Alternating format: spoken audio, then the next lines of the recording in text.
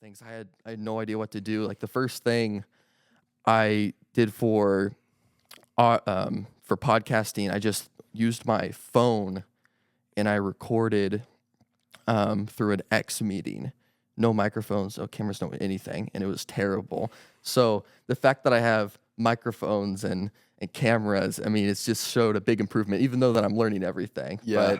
But enough about me. So thanks for coming on. It's good to have you. I think you've definitely been a good motivation for me, seeing that a lot of the camera work that you're doing, a lot of filmmaking that you're doing, something that's way harder than podcasting. So it's really cool to see what you've been doing. Yeah. Well, yeah, it's great to be here. I'm glad we've been able to like talk and, play this out and help in little ways that I could. So. Yeah, and then another reason that I asked you to come here was also kind of talk about the last movie production that we did. Yeah, and we could talk about that in a bit. It's cool. We were actually talking about this for a long time because we were talking about to do something like this for our last movie that we did, The Enemy, and I'd like to hear your thoughts about that too. But then we finally were able to do this, and definitely something that I've seen you growing is like your nature and wanting to like make art, which is filmmaking, which is really interesting. I've always seen movie and filmmaking kind of just as something as entertainment when you're younger, just something fun to put on when mom puts on a movie and you can enjoy it. But like even when it comes to like adult filmmaking, when it comes to like making an action movie or a drama or something like that, that's just the same amount of art as like making an animated film for like Pixar. I mean, there's so much depth into different aspects of filmmaking when it comes to the acting, the animating, the just post-production. From looking at you, there's so much things that I saw that's like in the background that it causes to make the movie. You always see the star and you think that he's the quarterback that runs everything, but that's not true. It's the guy behind the camera and he's filmmaking. So seeing you be in charge of all that and showing us what to do, keeping me and Riley in line from cracking on set and making jokes, it's really cool to see how everything's run during a production. Yeah. It's definitely been fun. So paranoia is like, I mean, yeah, it's kind of been a big step up since like Enemy, which I think we finished a year ago, right? Yeah. So bringing a lot of new elements into it, like trying to work on lighting and trying to have more people help me has been a big change for me too. Like trying to figure out how to direct people better, not just because it used to just be us and a camera, right? And now it's like more pieces that we're trying to put in. We built this set, and it's a lot bigger of a process. So it's been a lot of fun to learn all these new things. And The one thing I was really excited to hear was like the first phone call you gave me when you were at Grandpa's house and you're saying, "Hey, I'm planning on building this huge box." And I think you've told me like how you were going to make the movie, kind of the surrounding of what it was going to be about, but it kind of caught me off guard. I was like, "What do you mean you're making a huge box? Are you making like a little house or a little hut we're doing?" Like I had no idea what you were thinking. It's just stuff like that. I mean, it's really only like a movie maker mind of knowing what you're going to make and how you're going to film in it, because if I tried doing something like that, I would be completely lost and like just the lighting and production, how I would get that to work. And you managed to use that box that we were filming in to make it look great. There was plenty of room to make it feel enough to like to film like with the camera, but also it was from like seeing the stuff that you've shown me how to from post production, how it looks so like my character is all boxed in, and how he's super uncomfortable what's going on, how he's not sure, to make it super dramatic. It's really cool to see. Yeah, I appreciate that. The box, the premise of the movie is that there are two men, their memories are wiped, and they're stuck in this room with no doors or anything, right? And I was like, "Ooh, man, this is kind of a big leap to like do a whole construction and like make this room with everything." But I do think it turned out really nicely, and climbing over the top every time was was definitely a lot of fun. But yeah. Yeah, what someday we'll get to a production where it's either an elevator that we'll have on top, or we'll have something that can go under everything. Or we'll have like 4 sets for like each corner, and then we'll have one for the whole set. Yeah. Yes, and then you can actually have stuntmen, so Right. I don't have to do my punch take at least 100 times. Yeah. Yeah, and I really enjoyed acting. I mean, I'm not calling myself a 5-star actor by any means, but getting the chance to do something like that is something that I've never thought I'd do. It's definitely pushed me out of my comfort zone when it comes to being on screen, which, like I said before, seeing you filming, making movies, it was something that was encouraging me to do something like that. And also how in podcasting that I need to talk to people, and we need to communicate and be fluid with our conversation, and being able to keep a conversation going. And that was something that I think I really benefit from acting, being able to keep myself professional, keep myself motivated and going. It's something that I saw that myself. I was like, hey, if I could do this, like if I keep myself like that, I can definitely do something like that in front of a camera for an hour or so. And that's definitely encouraged me to keep going. This is going to be a separate show for my YouTube channel, but also Lift High the Cross, what I've been starting originally has been, it's going to be its 1-year anniversary in a couple of weeks. And I cannot believe that I've been doing it for so long. For a while, it was just to be kind of just for, that is crazy. Yeah, just for fun to talk to people, because I've been thinking about doing something like going to ministry. And so those conversations have been great, but I've never thought I could learn so much by talking to people, learning how to have those kind of conversations, being conducted with yourself, and acting. Just simple professional acting with you has been quite a blessing, and I really appreciate that.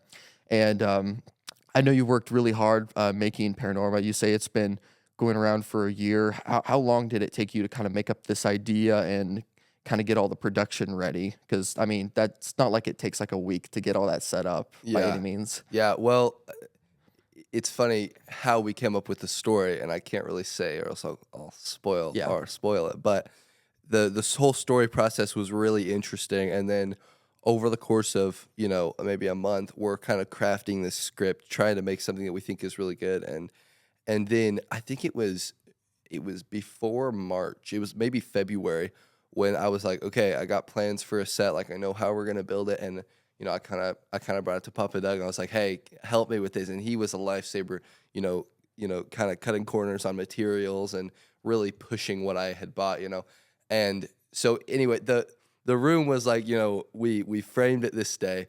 Okay, a couple months later, we sheetrocked it, and this whole time, I'm in the middle. I made the silo, so that was kind of a break. But then, okay, the next day, I'm mudding it, and then I paint it, and then we get the window in, and it was a super long process making it. And during this whole time, I was, working on storyboarding the whole thing, and keep sifting the script to make sure it's the best it can be. Kind of running it by people and asking for help. And then even the shooting process was a long time, because I guess mainly me is like I gotta find a whole day to film. Okay, we found one. It was like August, our first day, and then we kept having to find dates, get everyone together. So it was a huge process, getting everyone together and doing it. But and then there's post production that's taken a while, but. Yeah, so it has been a long time, but I think it's been a lot of fun. So. Yeah, when was like when you, or maybe you started one of your actually series productions, and you're realizing, wow, there is a lot more than just filming something, telling someone to act a certain part, do a single line. It's a lot more than just kind of doing like what you and your brothers were doing a long time ago with like Church Defense, or like just making a fun.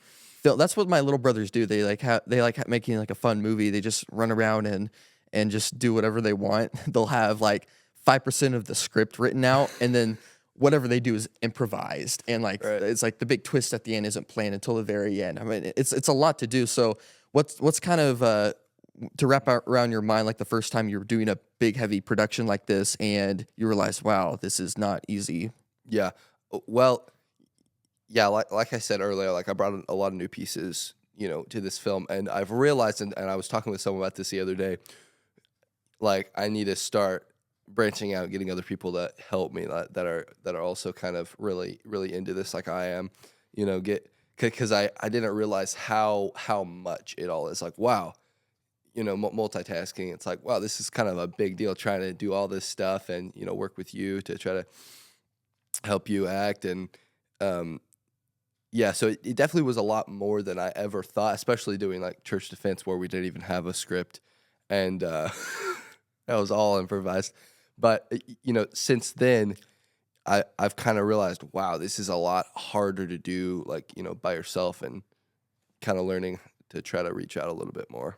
Yeah, I definitely thought it was a lot just doing church defense, and that was Yeah. you would say that's like, yeah, that was like my practice round. I wouldn't put that on my resume. I mean, neither would I, but yeah, I really like the difference from that production and then what we did for The Enemy. I felt a huge difference between that. Well, and not just from like your part, but from my part, realizing that to being a serious actor, not just focusing on what I'm saying, but what I'm doing, what my face looks like, what I'm representing. Because as a semi unprofessional amateur actor, I'm not really looking at myself through what my face looks like on camera, what I'm doing with my hands, what I'm presenting myself to look like. And so when you stop the shot and then you're telling me this 10 things that I'm doing wrong, I get annoyed. But I realize that's the burden of being a director because you foresee everything. You written out a story, you know what you're gonna do, and you have this plans out. And then you have guys like me who is not making it any easy by any means. So you need to have everything conducted, everything looked out. And I definitely felt that going into Paranorma because that was a big step from Enemy, even though Enemy was a great production as well. Just see how I present myself as an actor, how I look in the camera, how I need to move around and do, because there's a lot of shots that Yeah. I'm moving around and they're more than just like 10 or 15 seconds. Like me and Riley, we're really moving around and we're trying to get things squared away through our acting. And it was definitely hard. And I was definitely pushing myself, even though that we've done stuff like that in the past. But that makes me appreciate my director even more, how he's able to get stuff like that squared away. Yeah, and I've always thought this. One thing I've always appreciated about you that I never had, going back to church defense, is that you don't. Every time we filmed, you never took yourself too seriously. You just did it. Like when there was an emotional shot or the scene in church defense where you're yelling in my face, you never cracked a smile once. You got into it. You didn't care what people thought. And I ruined the take like 30 times by by smiling. But I always appreciated that you didn't really care what people think. You were just like, all right, I'm just gonna try to do it the very best I can. I always appreciated about that. Yeah, thanks. I definitely thought that was the one thing at least I was good at on set, even though I'm terrible with everything else. But yeah, it is a I guess it's a somewhat of a gift because I think throughout my life I've noticed that I can be act I at least think that I'm super funny at times, but when it comes down, I can be serious. I can try to lower it down a touch. And I think that's helped me a lot with podcasting as well, because with a lot of technical issues and a lot of things that are going on, especially for the other side of it, it could be really easy to crack up and kind of mess up and ask the guy that I'm interviewing, hey, can we start over? Could we do something else?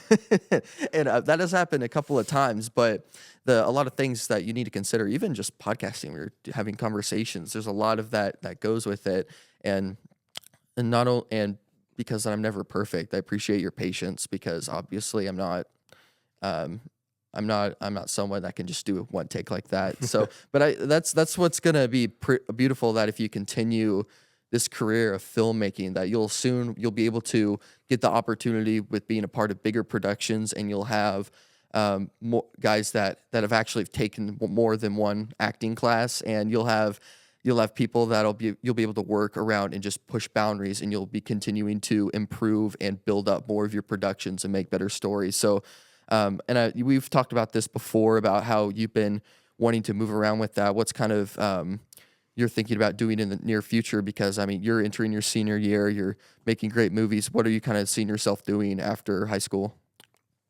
Yeah, so when when you're a filmmaker and you love to make short films, like very soon, you're saying I'm like almost in my senior year. It's like, how is this going to be practical, like for making money? So I have been trying to get into, more videography, like filming weddings or whatever like that, or editing for people and trying to make money. But um, I I look forward to trying to continue to make my productions better and better until I can, get funded for bigger projects and or work on other people's sets to try to grow in that way, because that's obviously my dream, making films. So I hopefully, I won't have to be filming weddings, my whole life. I can kind of get into the film world. That's kind of my goal. Yeah, I've never really considered kind of the the road that you have to take, being able to get into like any kind of different kinds of the film industry. I never really thought about that before. I know that there's different ways you can go to school and you can learn how to do filmmaking. Obviously, you've taught yourself so much stuff that you don't really need to do like 4 years of like film production. And I never really thought about how kind of the steps you have to make to be able to make connections, being able to get yourselves in those kind of opportunities is just never something I really thought about. But I guess that's really anything. I mean, if you're ever going to any kind of industry, whether it's movie filming, if you're doing acting or even like podcasting, doing stuff on YouTube, it's good to have those connections, being able to talk to people and helping things grow. Because I mean, I think in order to improve anything, you need see yourself fail, make mistakes, and have people that are more experienced than you seeing the things that you are doing right, but you're also mostly doing stuff wrong, and they can help you on that. I definitely appreciate my dad, grandpa, being able to just basic stuff, being able to learn how to keep myself conducted, being able to be professional about things, and then also meeting different pastors that do things like this, podcasting, being able to spread the gospel through stuff like this, but also just having great conversations for one another, which I really appreciate. So, and that's just something simple like podcasting. I could see you doing something like $1 million production. That's gonna be really cool to think about, that you could possibly do something like that. Have you ever kind of had anything in mind on what kind of production you'd like to do for like your big thing? Is that I assume that's what directors do. They already have something really big planned once they get that $100 million budget on something. What's been going on in your head about when you get to that point? Well, I mean, there are a lot of projects that I would like to do, and there are definitely a lot of projects that I need to do before I'll be able to kind of make my dreams. But personally, I'm a big fan of adaptations, and you know though it's very unrealistic, I love thinking about making certain Tolkien films, which are, huge films, or there are these, other books that I've read that are actually set in the modern day that I would love to adapt. So there are definitely films out there that I'm like, man, I want to make that film, because I know, you know, there are a lot of adaptations being made, but some of them are good, some of them are not good. It's like, wow, you just ruined everything. So there are some books where I'm like, I want to make that adaptation. That's like kind of my dream. So there are definitely books out there that I want to make. Yeah, we've had debates in the past, but you need to make something better than Rings of Power. Is that what Oh, it's called? Yeah, I know we've had our differences about the show. I really need someone that can make an actual like Lord of the Rings show that's like at the quality of the movies. Because I mean, for yeah, just for me, I don't think that it does like the best way, like the storytelling, especially from the budget that it has. So I need someone like you that you can go over there to Hollywood, tell people to wake up and actually make something good. Make a continuing story about something and just make it good. And if you're gonna have 80 to 60 million dollars per episode, make it like a 60 to 80 million dollar episode. And obviously you disagree, but I mean, that's also another thing about something like the Lord of the Rings franchises. There's so many different franchises that are getting so many reboots and sequels, but something like Lord of the Rings, it's been dead for like for 20 years until up to the point Rings of Power. And even though I don't think it's the worst production in the world, I'm amazed that from those 20 years, it just hasn't really been touched. So it's cool that you want to look at kind of the behind the scenes stories and wanting to look into those kind of things and start making movies and productions from them. yeah. Well, the whole, I mean, I don't know how much we want to get into this, but the whole, Lord of the Rings, Rings of Power debate is interesting, and it's undisputed that the Lord of the Rings are, are cinema, so to speak. It's And hard to compete with it at the very least. So right. Yeah, a lot of expectations. Right, exactly. And I will say it's definitely impressive to see what Lord of the Rings did. Like 20 years ago, they still have some of the best animation, you know. Like Gollum is like so much better than even what some movies now are giving us. But just on a production level, there are things I don't like about Rings of Power. Like, I don't know if you've ever seen this, but the clean look of Rings of Power is what turns a lot of people off. Obviously there's the story stuff that people act like they care about, but the production, Lord of the Rings were filmed on actual film, and there is something to be said for filming on film rather than digital, because a lot of people prefer film because it gets this warm, gritty look. So I definitely think that has something to do with it, and also that sometimes Rings of Power doesn't know how to be dirty, and like some of their shots are just too clean. You got Aragorn like covered in mud, and you're like, wow, that's real. So a lot of what turns people off is just like how fake it can look sometimes to some people.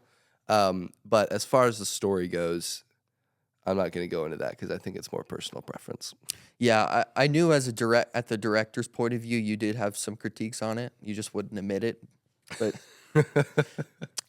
but yeah, I really enjoy how you're able to look at a lot of that's the one thing I do like about you, how you're able to look at different movie productions and you don't just look at it from the simple like 6-year-old mind where you're like, hey, that looks pretty and that's a funny movie. I like it. You look at everything, and I think that's one of the gifts when people want to be directors and movie makers. They see those kind of things. They see the mistakes people are making. They see things that could be improved, but also see how a lot of directors and how they shine in some areas.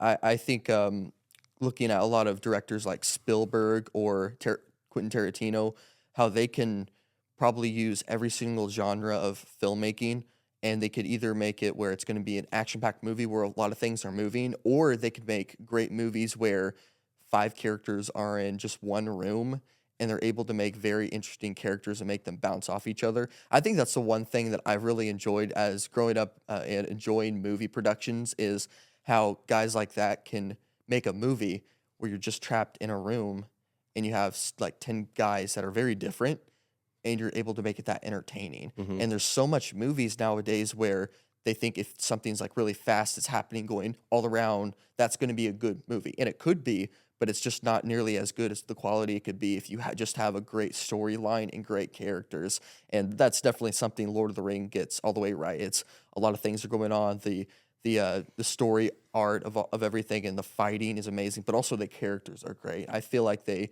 are pretty loyal to what Tolkien had in mind with the characters as well. Yeah, I would agree. Although there is a huge dispute about Faramir. Tons of people hate the Faramir in Lord of the Rings and whatever. But just on the note of viewing something through a 6-year-old's eyes, I've been thinking about that a lot lately, about how the movies that you'll notice do the best or that are the most popular are not the well, I was gonna say are not the Illumination films that are just kind of dumb, but that's actually not true though, because the Super Mario Bros. But the movies that do well are not ones that are just fast paced dumb. They're like, oh, kids are dumb, we'll make it to them, because people, first of all, kids are a lot smarter than most people think. But another thing is that the other people who are also enjoying them, like people like me, like I enjoy Inside Out too, because it's not just a kids movie. It's also got a lot of other stuff going on. So I think I really appreciate the movies that are like, hey, this is kind of a little kid movie, but we're also actually spending time on this story trying to craft a really well-made story. So I have really enjoyed looking at films through, not just stuff moving fast on the screen and sound, but also like what were they trying to tell us? A lot of Disney stuff and Hollywood stuff is trash now, but sometimes you'll get a good one where it's like, wow, they actually spent some time. So I have really enjoyed analyzing films lately through those eyes, you know. Yeah, that's a good point that you brought up. How kids movies, well, at least animated movies, are kind of the stereotype of just being for kids. And I try to explain to my dad that there is a difference between adult animation, kid animation, and then family animation. And how he likes to just think about how animation is just strictly for kids, for cartoons, and how adult animation is, I mean, a lot of it's garbage, but I mean, you can still use animation as a way to be appealing to not just kids, but also to adults as well. And I'm glad you brought up Illumination, because that's always been something that I've thought about, how Illumination is like the perfect example for just making a bright colored movie for kids. And even though a lot of them aren't complete garbage, it's just there's no challenge in the movie, like in the storytelling, nothing's at stake, or until at the very end where something like fast needs to happen at the end to make it Like exciting. a building falls over. Exactly. And so that's what I don't like about Illumination. I've always grew up liking the Despicable Me movies, but as I gotten older, I'm like, there's nothing challenge about those movies. It's just the Minions and Stephen Carell making a funny voice. I mean, they're good, but I just don't think those are the best movies to be watching over and over again. Like how I try to explain to Dad about like a lot of animated Disney movies, like in the past, how 80s and 90s, it's not like they were just for adults. I mean, it'd be embarrassing if you just went to the theater by yourself, but the example of like Beauty and the Beast or like Aladdin, how those animated movies had so much effort put into their story, how the character, the protagonist, is going through all these different situations until he gets to the very end, how those people, they treated those movies like they were a $100 million movie production with like real actors. They knew what they were doing. They knew they could make a story that anyone can enjoy, not just not families and younger kids that just want to watch something for an hour and a half. And I think that's why a lot of millennials or older people that have watched all those movies when they were kids, that's why it's really stuck to them, because they weren't just like some cartoon you saw on Saturday for like 3 or 4 hours. It's actually something that was quality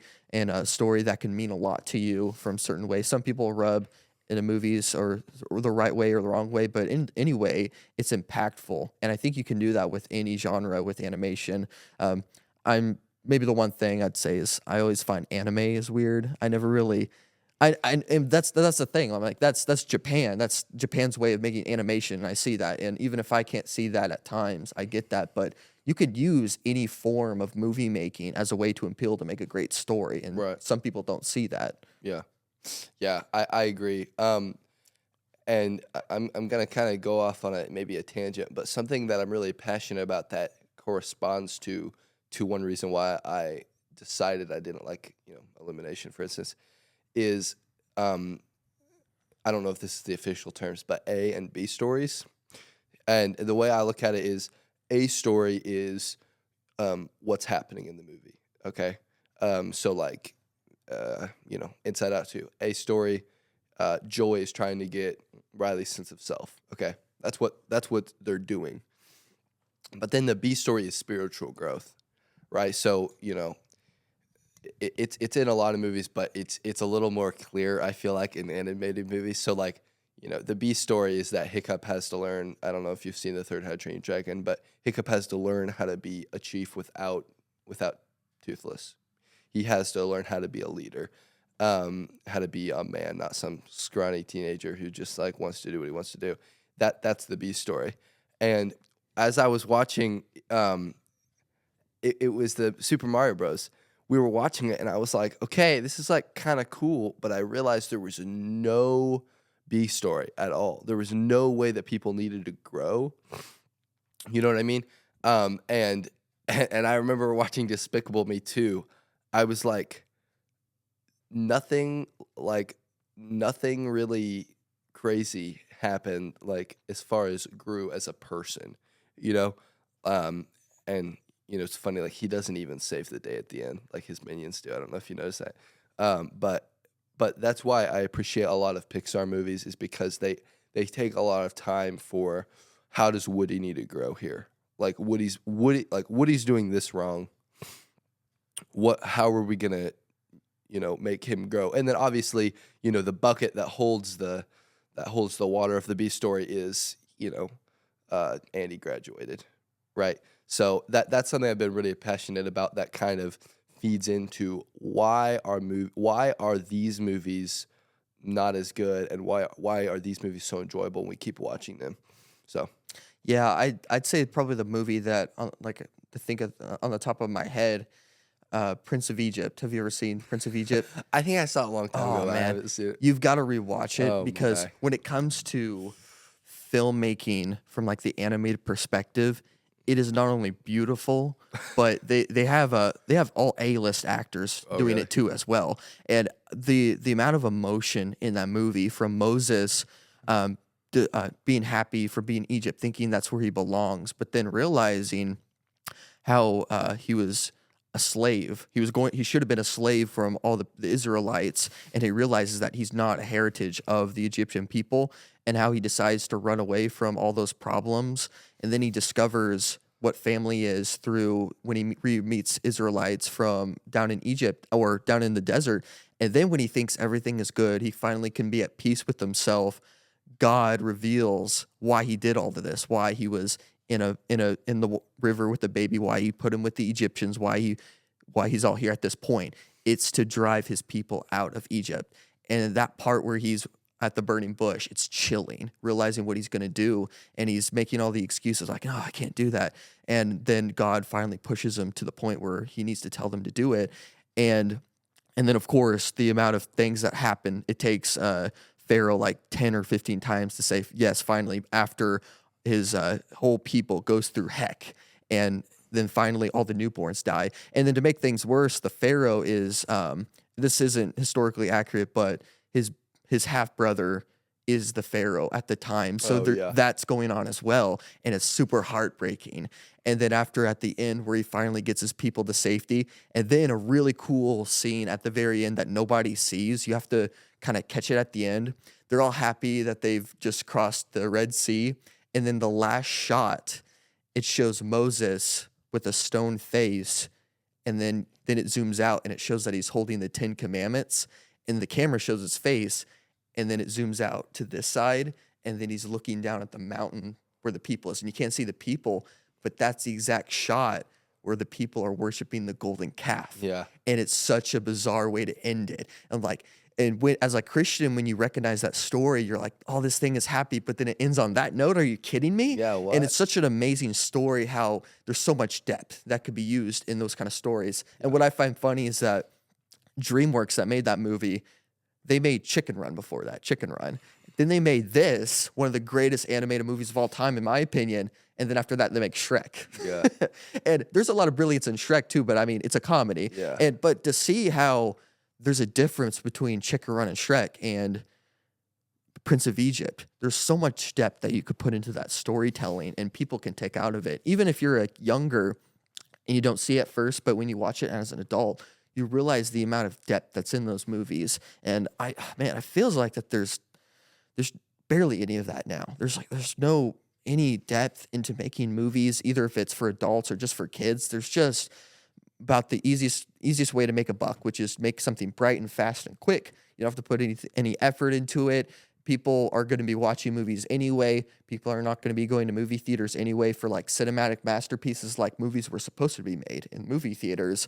People are now watching everything on stream. They don't really care about quality. They really just care about quantity. They don't care about making some amazing masterpiece like Prince of Egypt. They want to watch 10 seasons of Mandalorian. And I mean, Mandalorian can be good, but I mean, after 10 or 15 seasons of that, I mean, you get to the point where I'm like, do you really care about the quality of it? Or do you just want more and more movies that are not going to challenge you by any means?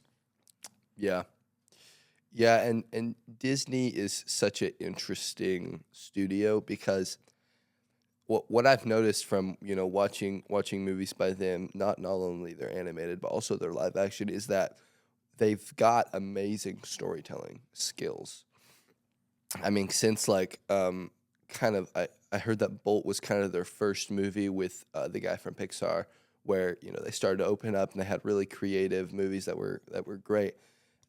They have amazing storytelling skills. They've got really good Dark Knight of the Soul. They've got as we're watching Wreck-It Ralph the other day, I'm like, I have no idea how he's gonna get out or how he's gonna win. But the problem is that then they use these amazing storytelling skills that they have with all these people, and then they put it towards terrible things. And obviously, it's kind of sad that Pixar is owned by them, so that's influencing Pixar as well. But that's the sad thing about Disney. They have so much potential, and like you're saying, they did make some good stories. But then they're kind of using all this potential story to push all their agendas. And it's really sad to see. Yeah, I think it was Elon Musk that said this a couple of days ago, like how even though Disney is part of like a very woke agenda based place, and how they've probably said their fair share of things, how they feel about Elon Musk. But even though about all that stuff that's going on, Elon Musk said kind of the same thing you said is that Disney does have a lot of potential. I mean, they've showed it in the past almost 100 years, or especially the last 30 years, how like during like the animated Renaissance time where they made movies like The Little Mermaid, Beauty and the Beast, Lion King, big movies that still hold up today, and how they don't just have potential. They've shown that they've had so much potential and quality of movies, and it's just gone. And either you could say it's from trying to put woke characters or trying to push that kind of stuff instead of storytelling, or just not caring about making a good movie. For a while I thought it was the problem that they had. It was because they were putting like gay characters or stuff like that, and they're shoving that with not making them be good characters. But it's really just the problem of them not caring to actually make a good movie, make a point A, point B, have a good protagonist that can be challenged throughout the movie. That just seems to be gone, which when you're seeing stuff like Inside Out 2, that's really encouraging to see that they might be going in the right direction. It is a Pixar production, and I feel like they had good people behind the first one that continued for the second one. But seeing stuff like that's coming out of at least the Disney productions, that's good to see. I'm hoping it can continue to do that, because it's come to the point where like people realize that all that stuff isn't good, and they don't want their kids to watch it. Yeah. And the biggest thing about them is what they care about is making money, and they're not making any money, and they have the money to spend so much money to make great things. Or I guess you could go to the route where you just spend like $50 million, make a half decent project, and you're going to make at least more than that. Or you could actually spend money and actually make good production movies. You actually have people that care, because I feel like it's more of the people that's upstairs that are calling the shots about being the safest things that can make money, instead of the people that are down here, which is like the directors and producers that are actually writing the movies, and they care about actually storytelling. And you can definitely tell the difference between directors that care about making a good movie or people that just want to make money, because you can, just by watching the movie, you could see if they care or not. Yeah, you just touched on something that I also really appreciate, and that's artistic risks. The studios are, which touches back on what we were talking about, Rings of Power, about having that clean look. A lot of movies nowadays, they want to make it look perfect. They want every, just as far as the production goes too. Every shot's got to be perfect, and then the acting just got to be straight up the middle, what people like, because they know, okay, we're not taking any risks. We're going to make, like you said, they're going to at least make their money back. But the movies that stick out in people's minds are the ones that take huge risks. So sometimes it's small risks. Like, you'll notice, these people, like, a great example, I haven't seen The Batman, but someone was commenting about this on The Batman, how they made The Batman very, like, dark, like the lighting. They made it very dark. They made it very dirty. There's mud everywhere. Like when there's a desk, it's like piled up with books. The whole movie is just very, very that feel. And that was a big risk that they took, but it added to the story a lot. And I watched Sound of Freedom, which was a great movie the other day. And it was small, but I appreciated the risks that they took with their lighting. How like the lighting was kind of harsh the whole movie. It wasn't like in interview you try to make it really soft, it like rolls off their face, and you try to make it look nice. That's what they typically do in Hollywood. No, it was like hard lines on people's face, because that's the look they were going for, like a really dramatic feel, because it's a dramatic topic. I do think that's a huge piece of it. That one thing Disney is like, no risks. All these Marvel movies that are coming out, it's just like tons of CGI, and then that's it. Or the Marvel movies that come out, everyone's just like standing there and it's all perfect. So I do think that's a big part of it too. Yeah, people laugh at me when I say this, but like the one cinematic character that I would have to pick that I really appreciate from like the depth perspective of it would be, like how you said, Batman. And for my reasoning behind that is that through the comics, that was when they first made Batman, how they gave him such a dark background of how he was affected by his parents dying, and how there was some people in those stories that had the same situation, and they decided to go to the easy way, turn to evil, and you do all these bad things. But for some reason, Bruce, the way that he was affected, he did become a bit crazy, because he became this guy with tight pants in a dark suit fighting robbers, but he wanted to fight for good. And it's a good representative of how, like, the Christian faith, how we're going to be ridiculed until the very end that we're done, but we're always wanting to turn to God and to help each other, help people, not just for yourself. And that's what Bruce Wayne is wanting to do with Batman. And what's the cool thing about that depth character, you can do so many different things between that character. You can make a big production that's not great, but you can still use the character to his advantages, or you can make really great different characters based on his background, like how Christopher Nolan does a great job with the action part of Batman, how he's super skilled as somewhat of a ninja, how he's able to disappear just like that, or he's able to fight 10 guys at once. He does such a great job with that perspective on Batman. And my favorite Batman movie ever that came out, The Batman by Matt Reeves, he does a better job at showing Batman's darker side of his mind through especially the comics, and how he's able to see himself, and how he trained himself to be an amazing detective, and how he's able to outsmart and be 10 steps ahead of everyone else. And he's able to combat, he's got a lot of broad, but he also has a lot of smarts as well, and how he's able to see those things coming, and how he's able to combat with that, which is also a big thing from what the comics described, how he's in the shadows, but he likes it because no one can see him coming. That 10-minute paragraph, or that 10-minute scene where he's talking, you may have not seen it, but he's talking about how he loves being in the shadows because the evil can't see him coming, and how that's how he uses it as a fear factor. And he later finds out that's not the best way of doing things for the love of people and to help people. I mean, I won't spoil it if you haven't seen it, but it's a great introduction of Batman. I think he does a great, way better job than what Nolan does, even though Nolan does a great job as well. But I mean, that's a comic character that was made 80 years ago that was supposed to be just for kids to buy a comic at a comic shop for like 25 cents. And it's become such a massive character. And like DC has kind of went down the train just like Disney, but that character has such a great background and story that you're able to do that. Make stories and different versions of them from the last 100 years. I want to bring that kind of stuff back. Being able to see those stuff, you don't have to make something new every now and then, but when you see something like that, build off of it. Don't break it apart and just use it to make money. Looks like we got a big Batman fan on our hands. Yes, definitely. I get make fun of how seriously I take Batman seriously, but just how people are able to use what I've said about Batman with so many different characters. I mean, it's right there. Just Batman is such a great character, and something definitely I obsess a little too much over. Yeah. And I was gonna say this earlier, but I can't let a talk about Disney go without saying that Lion King, the new Lion King, is also a great project. I know you disagree, but better than the old one. Better than the old one. Yes. So that's one project that Jon Favreau obviously helped on.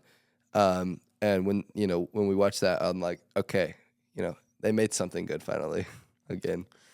But watching it the second time, I agree with you. It's a good production. I think when I watched that for the first time, I hated it that it was a lot similar to the first one, but it is a good production, and I'm glad they did make it and how he did a good job of bringing back. I think the two mistakes that you can do, that's why it's so hard to reboot and do sequels, is that you're either going to be too familiar of what the last movie production was, like the original thing, and then it just seems kind of copy and paste, or you do the other direction where it's completely different and you realize, hey, this is not why I came to watch it. I came to see Lion King, not this different story. So I do think he does a good job of keeping it fresh, but at the same time, keeping at the story. Yeah. Just the one thing I don't like about The Lion King is that how the 90s animation of Disney did such a great job of showing the emotions of their character and how you can make a 30-second scene of them not talking be super loud from how they express their faces, and how Lion King does that probably almost better than anyone during that time, during the 90s. And as much as I like that production of the newest Lion King, the way that they describe it's just because the CGI is so great, I think it does work against it because you don't really have that emotion, which I mean, if it's a bit different because it's a live action, great. But I think the one thing that I did like about The Lion King is that you're able to do that with animation. That's a big advantage you can do with animation because you can be way more expressive. And if it's done right, you can get away with things like that. Yeah. Well, I know I'm kind of ruining the topic with keep talking about Disney, but just kind of a last note about Lion King. I do think they improved a couple scenes. I think the difference is that it's kind of the adult version. Because like, you know, you've got these random scenes like, you know, why didn't the hyenas go after Simba when they had the chance? And it's because there's like this whole thorn patch and like they're hurting and they're like, ow, and it's like a big joke and it's a hilarious scene. In the new one, he falls off a cliff and they're like, okay, he probably died. Let's go. Like it seemed a little more realistic to me. Or there's kind of a plot hole in the old one where Nala just shows up in the jungle. Yeah. In the new one, they actually show like she had to escape. Right. First. So those are the small details, are like the In the Jungle song. They completely rebooted that in the first one. It's better. And also Scar's song. Hakuna Matata? No. The Lion Sleeps Tonight. Oh, I see. They rebooted that song and Scar's song, Be Prepared, which was a lot better, in my opinion. Well, I'm glad they did that because the 90s one kind of looked a little Nazi-ish, the way that they walked. Like, that's so cheesy. They definitely needed to modernize that scene. Yeah, I agree. So I think the old one is more like what I want to watch because it's like more mature and it's like easier to kind of relate. And it's like, oh, man, like this is hard. It's not so jokey. It's not so little kid. Like, you know, I'm not saying the old one's necessarily, you know, only targeted at little kids, but those are some of the big reasons why I liked the new one. But maybe someday when Elon Musk's buy Disney, you can be one of his directors and you can just totally change everything. You can not only bring original projects to the film, but you could also, when you reboot movies, you could do it right. Instead of making Snow White have like short hair and stuff like that. Or actually, have you seen the trailer for Snow White? I've seen it, and the more that I look at those trailers, the less I care about like if they put woke stuff in it. It's more is it going to be a good production? Yeah. That lady that's playing Snow White, she's been whining online about how sexist and racist the previous movie was, how they make like Snow White more kind of like a damsel in distress. I mean the whole story. But yeah, that's the point. Yeah, the whole story is like it's not about her being like some like you know, person that's, you know, like independent woman. Like the story's not written that way. She needs her Prince Charming to wake her up, and that's also kind of like the beauty of the original one. It's more about the beauty of what you see on the screen rather than the story, because the story's not complex by any means. And so I think if that's the way that they're going to try to change the movie, that's probably why I'm not going to really enjoy it. I could be wrong. They could do a good job. The lady's acting like it's going to be some kind of feminist movie. Well, yeah, I looked into it a little bit, and basically they're trying to, instead of making the focus about how the prince saves the woman, they're trying to show that she's like her independent self. She has more say in what happens, which I think is weird because like if she's sleeping. How's she gonna wake herself up, right? But Right. you know, Yeah. so. Maybe the prince falls asleep and she needs to wake her up. Well, that brings me to what looks way worse is Wicked. Yeah. Have you seen the trailer? I saw like the first half, and I was just like, I haven't seen the movie, but like the production that it looks like it's a mess. yeah. I mean, it looks fine, like as far as how well made it is, but basically, it's taking the witch from Wizard of Oz and making her where like this other princess that's a good princess, like they used to be friends in school, and she was like weird because she had green skin, and they're like, "You're green," and she's like, "Oh yes, I am," and it's like so weird, and she's like such a good person, and then like all these people wrong her. Mm-hmm. I mean, just literally the textbook classic sympathetic bad guy story. Yeah. It's what they're doing all the time now. Have you seen Joker? I haven't seen it, but I've seen the first one. The first one's it's okay. The second one's a train wreck. yeah. Yeah. Well, I feel like that's what they did though. They made Joker like people didn't laugh at his jokes. So now look what he turned into. Like you need to be nice to people in society. It's like, oh no. And I understand it's like it's a different, just like how not every single Batman's going to be the same. Mm-hmm. There's someone who's different who's going to make a different description of that character, and that's what they were doing with Joker. So I kind of gave it a pass, but they did a good job of making that kind of like a drama setting of the Joker instead of him being just a crazy psychopath doing whatever. But they give that setting and they do a good job of kind of ending it like that. And they turn the second one into a musical. Yeah, I heard You- that. You're, That's so you're, weird. you're obviously not taking yourself It's seriously. like if Lady you're- Gaga, right? Yeah, I'm like, what in the world are you doing? And so I mean, funny. you're probably not planning on seeing this movie anytime No. soon. So like I'll spoil it for you if you're okay with I it. think it's been spoiled, but I forgot. So he's not the Joker. Oh. At the very end, someone kills him, and he's going to be the Joker. Oh, that's right. He dies. So, yeah, I did hear I mean, like, that. is he at least going to be the Joker that's going to be like fighting Batman? Like this entire character that you're building up to this point is just gone. He was just a minor inconvenience of the real villain that we root for. I heard a little bit of what Matt Walsh thought of the second one. What did he? Oh, he said it was terrible. He Yeah. was just like train wreck musical. Of course, yeah. Yeah. I sometimes question his opinions. Yeah. but, Oh, yeah. 100%. He said, what movie was it?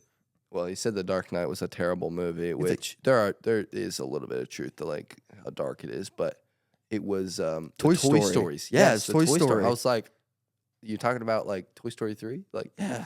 what?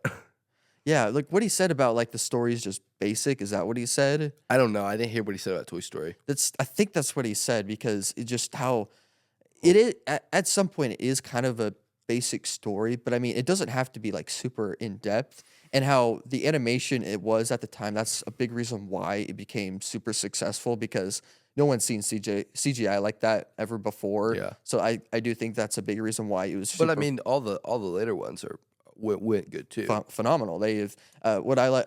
Quentin Tarantino. He's funny. He's making some like of the biggest productions of all time, and he likes Toy Story 3. Yeah, right. Yeah. I think we've talked about that before. He loves the story behind it. And the animation is great. incredible. And he said that in that interview he's never watched Toy Story 4 and he knows nothing about it. But he says I have no intentions of watching it, either if it's great or bad. That was like one of the perfect movies or to end a trilogy. It's really hard to do that, especially for making the sequel, but to make a perfect trifecta, a trilogy, that's so hard to do. Yeah. And that's why he appreciates that movie. And going back on like the sequels. And I wanted to talk a little bit about how people like those movies are kind of ruined, like it's Snow White, because they need to make a big change on characters and they feel like they have to make people a certain way. Like they can't make these like masculine characters masculine anymore, or they can't make these women, they can't be helpless at times. And like that's okay. But what you're doing is like, it's kind of like how you make a character that's been straight for 50 years gay. You make that immediately the whole personality and story arc of that character. So that's already damaging to make that movie a good story, because if it's not an in-depth character, if it just has one new trait and they make it about them, then it's hard. Because I mean, there's so many characters that if you give an example, like Jasmine or Belle from Beauty and the Beast, they are very feminine characters, but they know how to handle themselves. They're smart. From like the story, they can handle themselves in like bad situations. They're not like completely helpless. That's a good description of like a feminine character, but she can also take care of herself. And like the same thing with guys. They don't have to be completely masculine, but you can still make them a depth character without making them this like macho guy that Hollywood hates for some reason. Right. Yeah. You kind of touched on something about changing stories, about how they feel like they have to change something. And I watched a video talking. It was talking about Rings of Power actually, and he read something that the writers said. I'm pretty sure they said it was the writers that were saying this, and they were like, we want to give. We don't want the audience to be 5 episodes ahead of where they are, like to know what's going to happen because they've read the books, right? And the guy was reacting to it. And he was like, "Why not? That's what we want. Like the book fans want an adaptation of what they've read, not something else." And so that's a fault with Rings of Power. They're trying to change some stuff, but I feel like that's what a lot of movies are doing. They're like, they want change. The audience wants change. No, there's a reason we like this story. We don't want another story with the same people. So I think that's an important thing too.